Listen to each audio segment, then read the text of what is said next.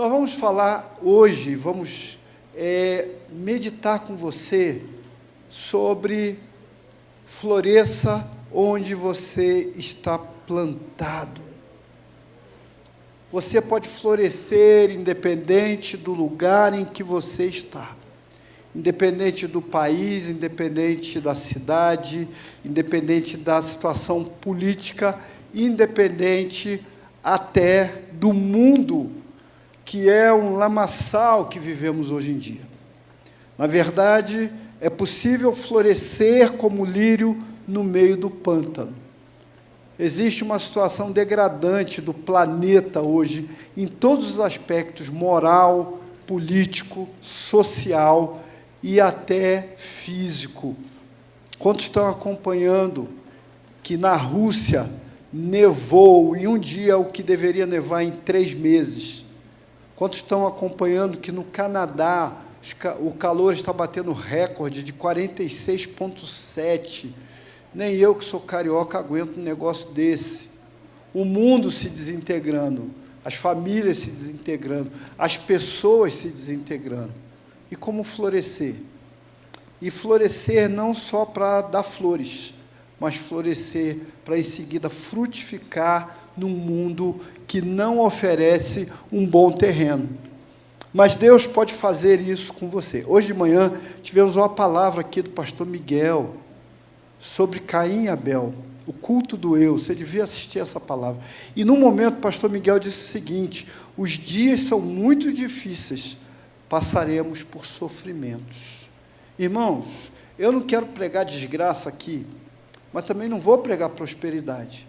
Eu quero pregar fé em Jesus, mas que nós vamos ter dificuldades esse ano, como em todos os anos, nós vamos passar por aflições, por limitações, por pressões.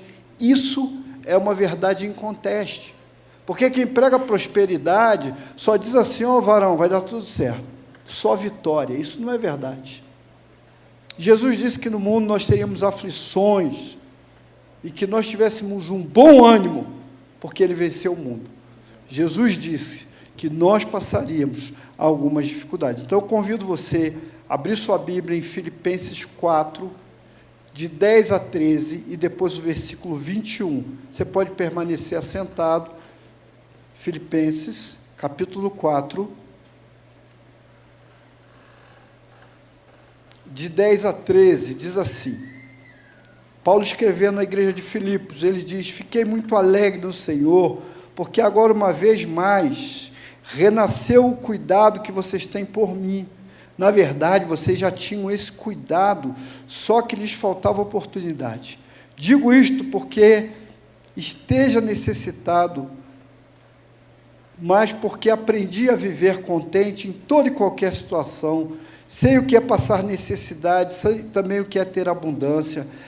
Aprendi os segredos de toda e qualquer circunstância, tanto de estar alimentado como de ter fome, tanto de ter abundância como de passar necessidade. Tudo posso naquele que me fortalece. E lá embaixo, versículo 21, Paulo se despede e diz assim: saúdam cada um dos santos em Cristo Jesus, os irmãos que estão comigo, mandam saudações, todos os santos mandam saudações, especialmente os da casa de César. O que isso tem a ver com o resto do texto que foi lido anteriormente, meu irmão? Paulo era guardado pela guarda romana, e Paulo sofria nas mãos de um César que era um déspota, um homem mau. Havia naquele lugar imoralidade. Esse homem mandou matar a própria mãe. Havia naquele lugar idolatria, feitiçaria. Havia naquele lugar violência, injustiça contra o povo, e Paulo ficou lá preso, e enquanto esteve preso, ele conseguiu converter todos os soldados romanos. Ele levou esse povo a Jesus, e por isso aqui é dito que todos, em especial da casa de César, vos saúdam. Por quê? Porque se tornaram servos de Deus, e Paulo, dentro de uma prisão, ele, dessa forma, floresceu. Paulo, irmãos, era uma espécie de exterminador do futuro. Quem é que é mais velhinho como eu viu esse filme, né? Quem lembra aí? Levanta a mão. O Primeiro Exterminador do Futuro. Rapaz, o cara não morria de jeito nenhum. Mandaram o Marcelo, tudo quanto é bomba para cima dele. Era um robô. Então ele caía no fogo, saía derretendo, mas continuava andando. E aí dava tiro nele, tiro batia e ricocheteava. E aí chega um momento que arranca a metade dele. Eu falei, morreu! E ele vem arrastando aquela caveirinha de aço. O meu amigo levanta, Sandra, dentro do cinema e diz assim, meu Deus, esse cara é imorrível. E o cinema desabou de rir. E foi um problema para o pessoal voltar a ver o filme, porque ninguém parava de rir. Paulo é uma espécie de exterminador. Paulo, lá em Atos 14, 19, diz que Paulo foi espancado até a morte, incitaram o povo, o pastor José Miguel, contra ele, espancaram, acabou Paulo, acabou não, Paulo levanta, igual exterminador, e a Bíblia diz, ele levanta, cercaram ele, olharam para ele levantou, imagino ele com sangue pisado, com o rosto amassado, não foi para a UPA, não foi para o postinho, a Bíblia diz, então ele foi pregar em Derbe. Eu falei, como é que pode? O cara não fez nenhuma sutura. Imagina o que é apanhar a ponto de ficar como morto. Foi assim que Paulo sofreu e demonstrou a sua força. A força dele que vinha de Deus. Lá em Romanos 5, 3 e 4, diz assim, não somente isto, mas também nos gloriamos na tribulação, sabendo que a tribulação produz paciência, e a paciência experiência, e a experiência esperança. O sofrimento, meu irmão, faz a gente crescer. Quem não sofreu, não cresce. Alguns aqui que lidam com esporte devem conhecer uma bola de vôlei chamada Medicine Ball. Medicine Ball é umas bolas de 2 quilos, 3 quilos, 4 quilos. E eu comprava isso numa escola que eu administrava. Falei, para que isso? E o professor dizia assim, para dar cortada. Eu falei, uma bola de 3 quilos, você vai quebrar a mão. A cortada, a força que se empenhava naquela bola. Depois, quando ele precisava cortar uma bola leve, era um tiro. Então, tudo que é difícil, aperta você, espreme você, faz você produzir vida e crescer. Aquilo que não te mata, te faz crescer. E nós vamos passar por lutas e por dificuldades. Um autor do livro Vivendo sob Pressão, Jenny Getz, disse o seguinte, onde não há problemas, não há necessidade de soluções. Logo, onde não há batalhas, não há vitórias. Você entende isso? É preciso que nós estejamos em guerra. Que tempo bom que a gente cantava, somos o exército de Deus. A gente cantava, o nosso general é Cristo. Minha mãe cantava um hino da harpa ou do cantor cristão, não sei, que dizia, os guerreiros se preparam para a grande luta, e Jesus, o capitão, que avante os levará. A milícia dos gemidos marcha impoluta, certa que a vitória alcançará. Eu quero estar com Cristo onde a luta se travar, no lance imprevisto, para na frente me encontrar, até que eu possa ver a glória se alegrando da vitória, onde Deus vai me coroar. Hoje a gente fica cantando umas musiquinhas, num tempo de guerra, a gente canta umas musiquinhas que parecem música de jardim de infância. Eu quero me apaixonar, sou insaciável. Tem muita música boa, Eliezer, mas tem uma música que nós precisamos guerrear, irmãos. Você está em guerra, queira ou não, acredite ou não, o mundo é uma guerra espiritual. Nós estamos vivendo isso. E independente daquilo que você crê, do seu conjunto de crenças, você vai passar sofrimento, luta. A Bíblia diz que muitos serão os dias bons do homem, mas que ele também deve considerar os dias que serão maus. Pastor Miguel citou hoje aqui de manhã a morte de uma criança de 4 anos de idade. A morte do marido de uma amiga lá no Rio de Janeiro, uma irmã em Cristo. A morte da irmã de uma moça dessa igreja que está sofrendo muito. Nós perdemos pessoas, nós perdemos coisas, nós perdemos oportunidades, nós adoecemos. Nós lutamos contra pessoas que se opõem a gente no trabalho, nós não passamos no vestibular, que estudamos tanto, nós não passamos num concurso. Tudo isso acontece com a gente. Coisas boas também acontecem, pastor. Claro, Deus é bom, Deus é maravilhoso, Ele nos dá coisas, mas nós vamos lutar. E independente do ambiente, seja forte e corajoso. Não é esse o conselho, pastor José Miquel? Que Deus disse para Josué: ser forte e corajoso. Levanta essa cabeça e luta. Há 32 anos atrás, eu estava na faculdade de psicologia, e a discussão era: o que forma o homem é o ambiente ou é a hereditariedade? E aquele debate correu meses na faculdade. E hoje se atribui tudo ao ambiente. Se o cara nasce na favela, vai ter que ser bandido. Ah, não, é porque ele não teve oportunidade. Gente, por esse critério, eu seria bandido, porque eu fui criado perto de comunidade. Então, a hereditariedade, aquilo que você herda, e aquilo que você decide, sobretudo, fazer com aquilo que você recebeu como herança familiar, é o que vai determinar quem você é. O sofrimento existe. Você é senhor do seu ambiente. Você pode mudar as coisas. Você pode trazer uma mensagem com a sua vida para as pessoas. Conta-se que em Varsóvia, no gueto de Varsóvia, uma moça, fugindo do nazismo, entra numa caverna, ferida, cansada, ela se esconde lá.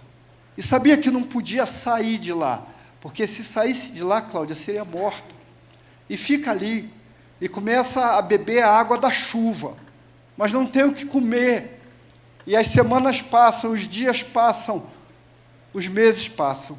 E quando os aliados invadem a Polônia e vêm trazer ajuda, e a vitória das forças aliadas se impõe, eles encontram aquela moça morta dentro da caverna, magra, ferida, e o seu corpo já sem vida. Mas aquela moça rabiscou na parede daquela caverna uma mensagem que, segundo Cleves Rone, autor do livro Pregando às Nações, ele diz que ela deixou escrito: creio no sol, mesmo quando não esteja brilhando. Creio no amor, mesmo quando não o sinta. E eu creio em Deus, mesmo quando Ele fica em silêncio. Essa moça vive na glória, com certeza, porque até o último segundo, ela creu no Deus da sua salvação. Irmãos, a vida não vai ser fácil para ninguém. A gente não pode pregar a mensagem do desespero e da derrota. A da prosperidade também é uma mentira. Mas existe uma teologia da fé. E a teologia da fé diz: vai ser difícil, mas você vai vencer.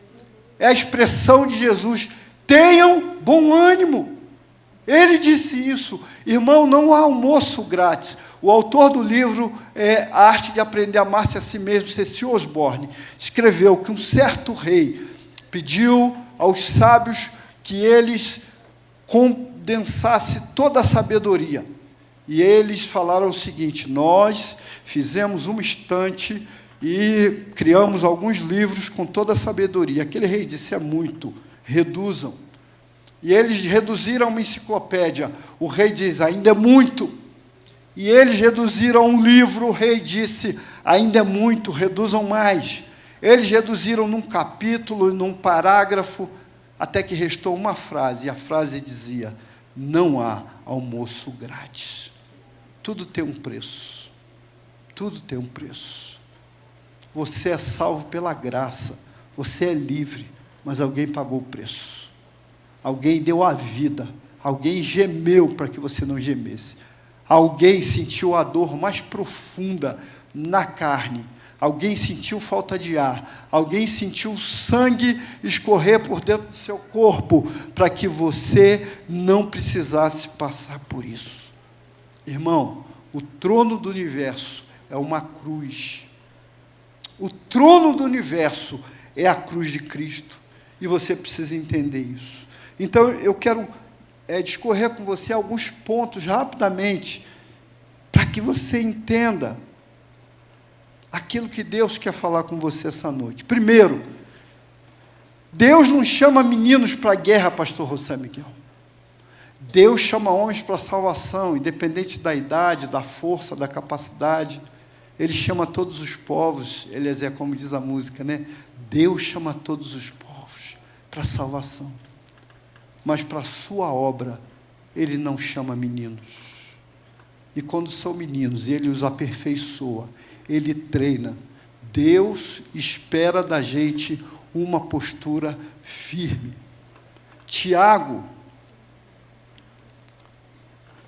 no capítulo 1, versículo 2, diz assim: meus irmãos, tenho por motivo de grande alegria o fato de passarem por várias provações, sabendo que a provação da fé que vocês têm produz perseverança. Ora, a perseverança deve ter ação completa, para que vocês sejam perfeitos e íntegros, sem que lhes falte nada. Irmão, isso é preparo, e preparo é dureza. Lá no Rio de Janeiro, eu trabalhei numa escola. Essa escola era um cursinho.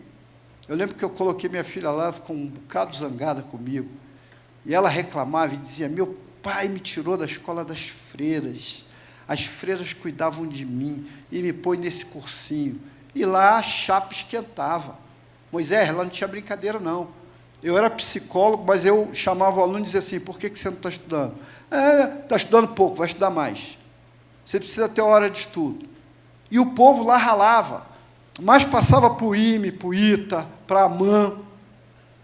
Só que muitos alunos que passavam para essas escolas militares iam para lá e não davam certo, e um mês estavam chorando, gritando, queriam voltar, e os pais vinham conversar comigo.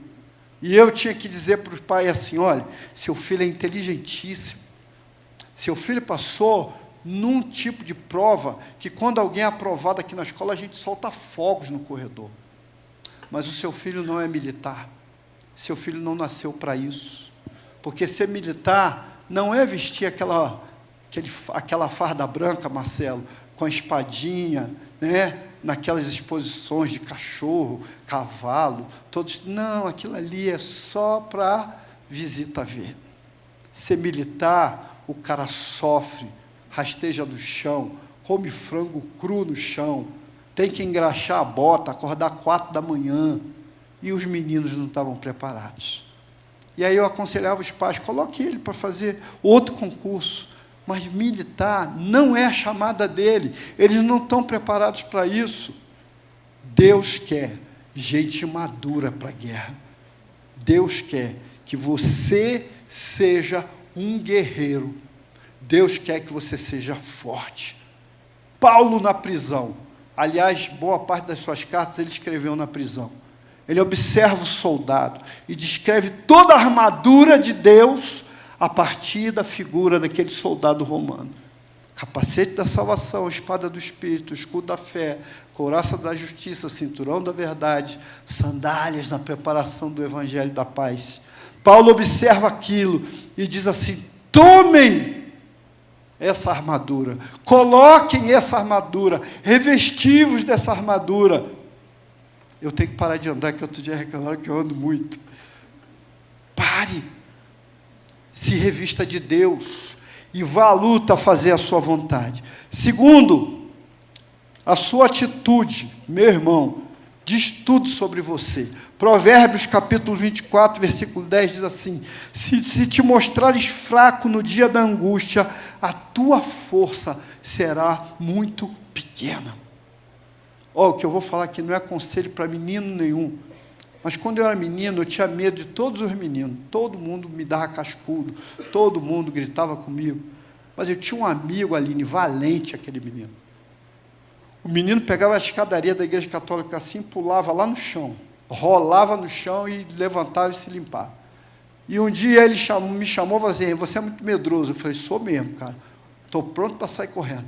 Falou assim: então vem cá que eu vou te ensinar a ser corajoso. E aí tinha uns 5 meninos sentados assim, ele chegou e falou assim: aí vocês aguentam esse pesão aqui na sua cara? Os meninos saíram correndo, gente. Não é conselho não, tá? Não aconselho os meninos a fazer isso não. Mas os meninos saíram correndo, sabe por quê? Aquele menino tinha uma coisa chamada atitude. Vai ter dia difícil, irmão, e você tem que ser combativo. Vai ter dia que você vai sair na rua e está chovendo. Aí o dia que não está chovendo, está um sol de 40 graus, pelo menos lá no Rio de Janeiro. Quando você não reclama da chuva, você reclama do sol. Mas, na verdade, a gente devia glorificar Deus pelo sol e pela chuva. E enfrentar, e caminhar, e suportar. Porque a sua atitude vai falar sobre você, se você tem uma atitude valente ou não. Às vezes você nem tem força. Eu devia ter uns 10 anos de idade, Marcelo. Queria ganhar dinheiro para comprar pipa, bola de gude. Aí tinha uma obra lá. Aí eu parei na obra assim, olhei para 2 caras grandões e falei assim, eu quero trabalhar aqui na obra. Aí tinha um carrinho cheio de pedra, o dono da obra falou assim, então tá, pega esse carrinho aí. Eu peguei, quase que o carrinho caiu. Ele me abraçou e falou assim, valeu. Me deu um dinheiro, falou assim, olha, força 0, mas disposição 10. Depois eu cresci, consegui pegar peso, mas eu era tão franzino que eu não consegui pegar aquilo. Mas eu queria, eu tinha vontade. E você precisa ter uma vontade de vencer, meu irmão. Quem vence o câncer, na maioria das vezes, é quem creu, quem foi lá, pagou o preço, fez a químio, ele lutou, ele enfrentou dores, ele enfrentou dificuldades. A atitude muda. A sua atitude fala sobre você. Terceiro, meu irmão, a esperança. A teologia não é da prosperidade, mas não é a teologia do medo e do desespero, é a teologia da esperança. E a teologia da esperança fala para a gente que em Jesus nós somos vencedores por antecipação. Imagine seu time começar um jogo que você já sabe que ele vai ganhar de 4-0. Ultimamente a nossa seleção começa o jogo e a gente sabe que vai perder de alguns a 0. Não é? É. Mas a palavra diz que em Jesus nós somos vencedores. Olha o que diz a Bíblia em Romanos 8, 36 e 39. Como está escrito, por amor de ti somos entregues à morte todo dia, somos reputados como ovelhas para o matadouro, mas em todas essas coisas somos mais do que vencedores por aquele que nos amou, porque eu estou certo de que nem a morte, nem a vida, nem os anjos, nem os principados, nem potestades, nem o presente, nem o porvir, nem a altura, nem profundidade, nem alguma outra criatura poderá nos separar do amor de Deus que está em Cristo Jesus. Aleluia! Você pode aplaudir ao Senhor por isso. Cristo em nós, esperança da glória. Quantos aqui lembram? Há poucos anos atrás, os jornais mostravam pessoas que seriam executadas pelo Estado Islâmico. Aqueles homens vestiam a roupa igual, acho que coral a roupa, e eles ficavam ajoelhados, e ali ajoelhados eles eram executados. Mas o que me chamava a atenção na vida daqueles homens é que antes da execução, eu não vi ninguém gritar, eu não via ninguém desesperado, eu não via ninguém tentar correr, porque eu pensava assim, do jeito que eu sou, rapaz, eu ia levantar, dar um chute num cara daquele para ele me atirar logo. Havia paz, Marcelo. Há uma paz que excede todo entendimento.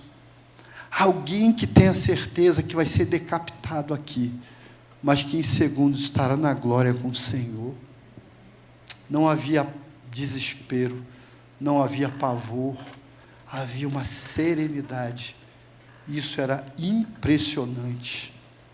Aquele que está em Cristo Jesus passa pela morte como alguém que dorme no Senhor. Essa cena do Estado Islâmico me impressionava, porque o sofrimento não fazia aqueles homens recuar. Bastava dizer, eu nego Jesus, recebo Alá, mas ninguém fazia isso. Eles estavam ali prontos para morrer por Cristo. Eu fico pensando, será que a gente está pronto para isso?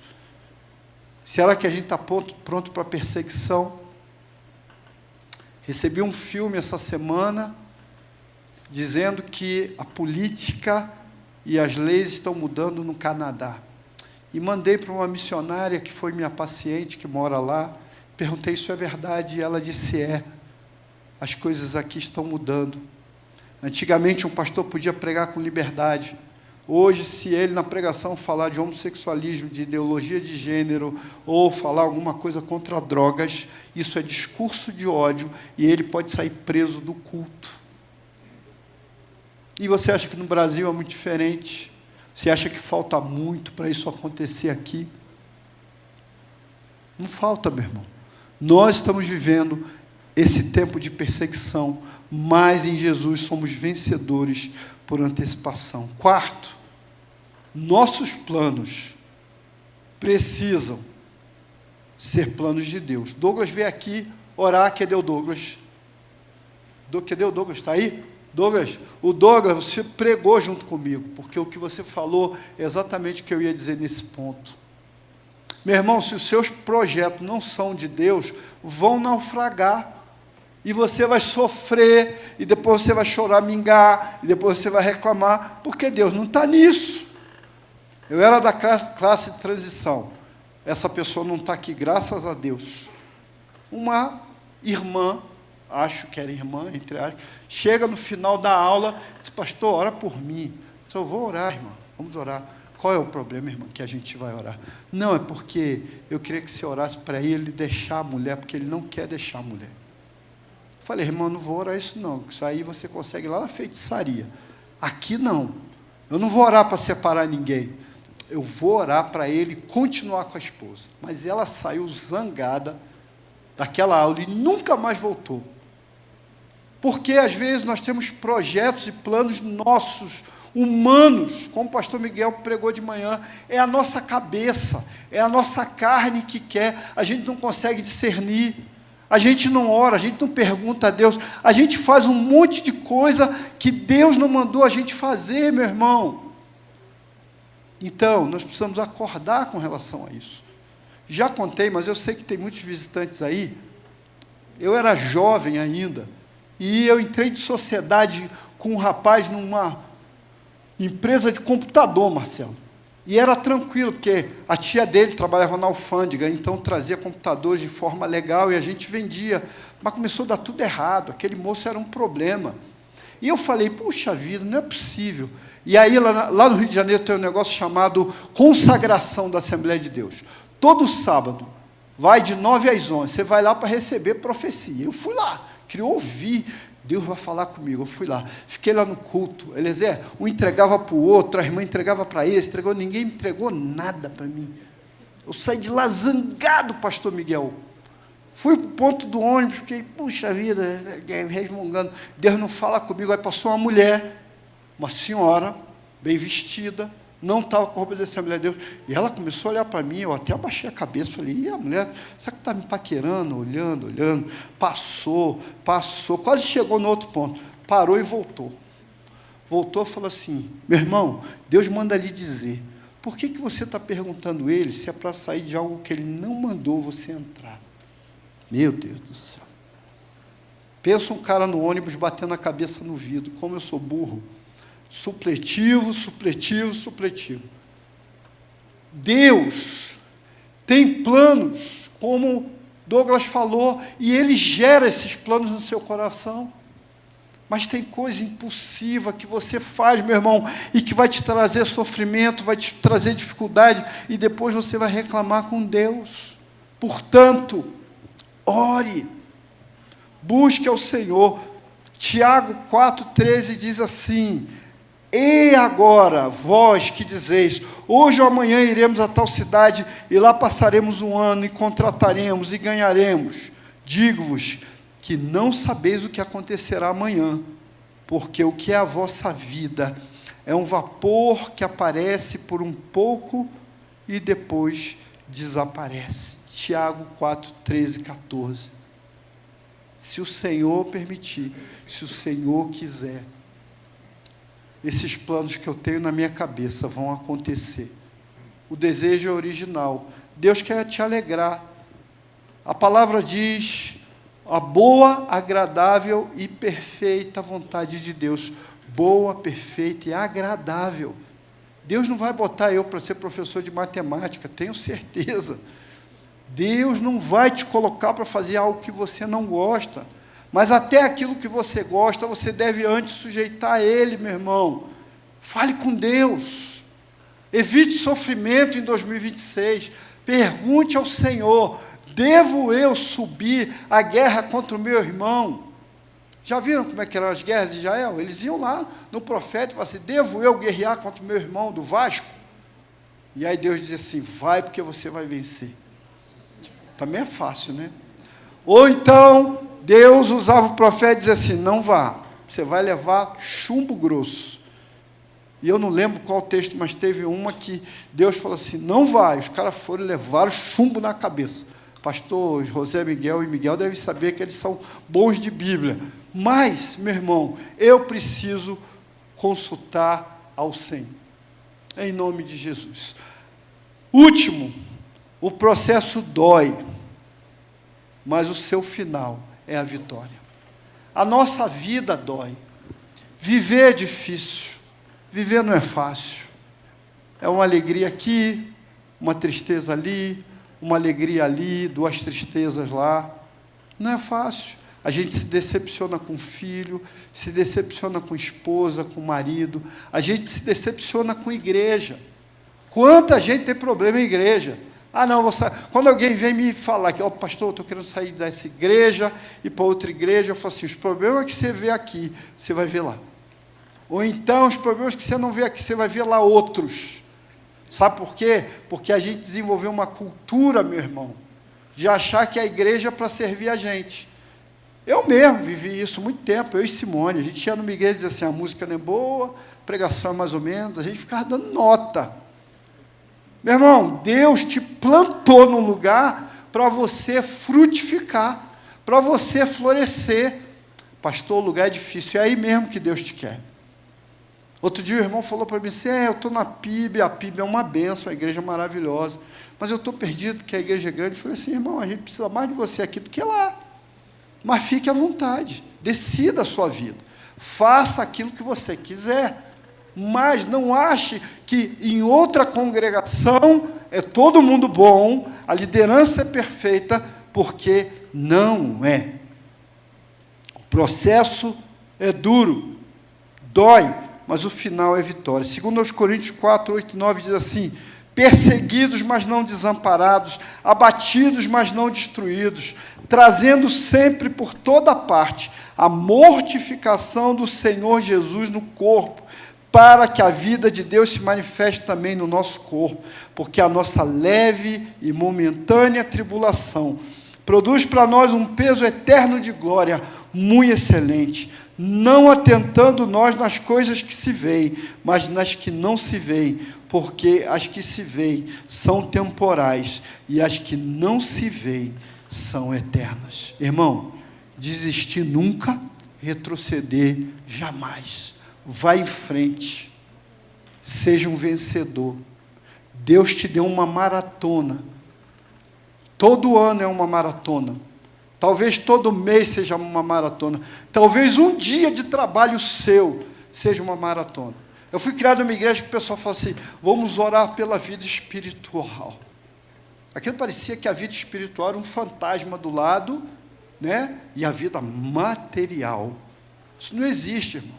Aí eu lembro que nós fomos numa favela lá do Rio de Janeiro, lá em Manguinhos, e o irmão foi orar e falou assim: se desapegue de todo bem material. Aí meu amigo do lado falou assim: os garotos vão ter que soltar os porquinhos que eles estão segurando. Irmãos, a vida é uma só. Não existe vida material e vida espiritual.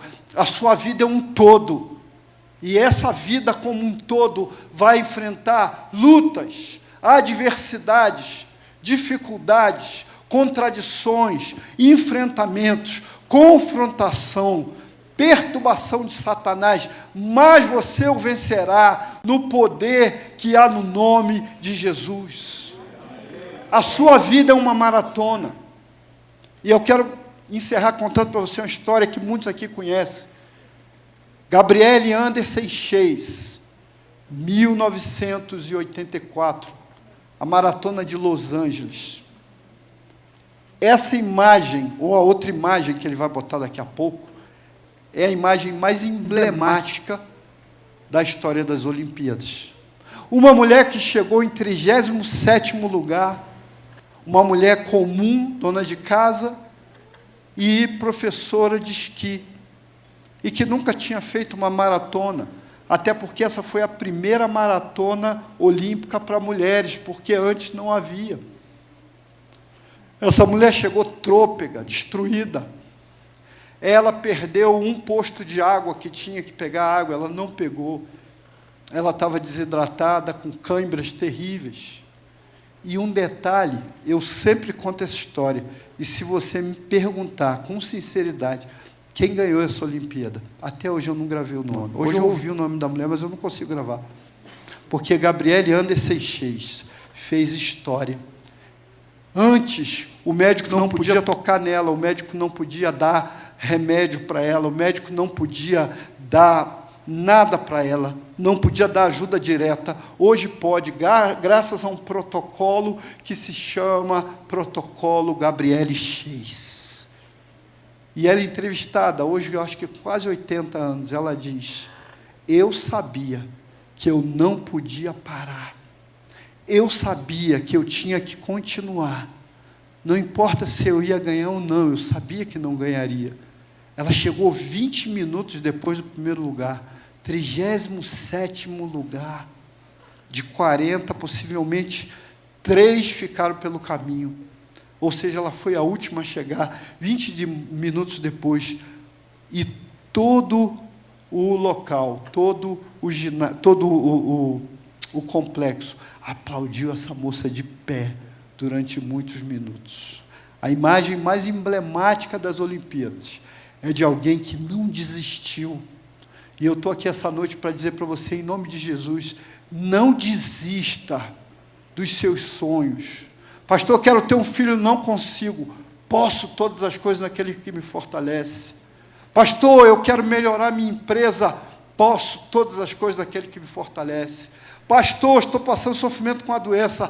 Posso todas as coisas naquele que me fortalece. Pastor, eu tenho orado pelo meu marido para que ele se converta.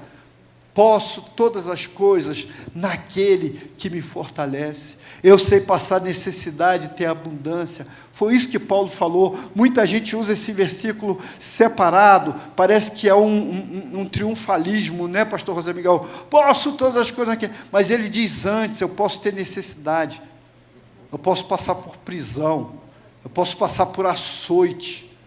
Eu tive 3 naufrágios.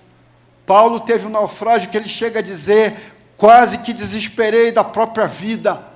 Então, desesperar da própria vida é querer morrer. Talvez alguém esteja me ouvindo aqui agora, ou pela internet, tenha vontade de morrer, está planejando morrer. Eu vou lhe dizer, em nome de Jesus, você não vai morrer. Você precisa ressuscitar. Você precisa crer que Deus tem algo bom para a sua vida. Deus quer levantar você. A Bíblia diz que Ele levanta o abatido. A Bíblia diz que Ele faz aquele solitário habitar em família. Pastor, eu preciso de um marido. Posso todas as coisas naquele que me fortalece. Pastor, eu preciso de uma esposa. Posso todas as coisas naquele que me fortalece. Pastor, eu preciso de um emprego. Posso todas as coisas naquele que me fortalece. Deus sabe os pensamentos que tem a nosso respeito e são pensamentos de bem e não de mal. Você crê nisso, meu irmão? Você crê que Jesus, em nome de Jesus, você crê que Ele quer te dar força para viver? Talvez você esteja cansado, talvez você esteja fraco, talvez você esteja fragilizado, talvez você esteja desesperançoso. E eu quero orar por você. Eu quero que você creia.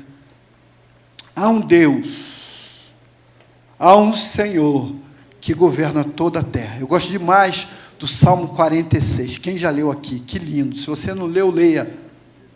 Leia. Nós estamos preocupados com a política no Brasil, nós estamos preocupados com os problemas mundiais, nós estamos preocupados com o preço da comida, das coisas, mas o Salmo 46 diz assim: há um trono na cidade de Deus. Esse trono não é abalado. Você pensa o que é que Deus passa a mão na cabeça de mil? Pai, lá embaixo está ruim demais. Nada. Ele é soberano. Ele é superior a todos e a tudo. Ele não tem medo. Ele é corajoso. Por isso Ele quer uma igreja corajosa. Eu aprendi com um pastor, não sabia, eu era seminarista. Eu falava assim, Jesus disse para Pedro que as portas do inferno não prevaleceriam, né? Então o diabo não vai conseguir entrar na igreja, pastor, é isso? Ele disse, não, Marivaldo. O que Jesus está dizendo é que a igreja vai invadir o inferno, vai derrubar as portas do inferno como bope, e vai entrar lá e vai resgatar vidas, porque a igreja é vitoriosa.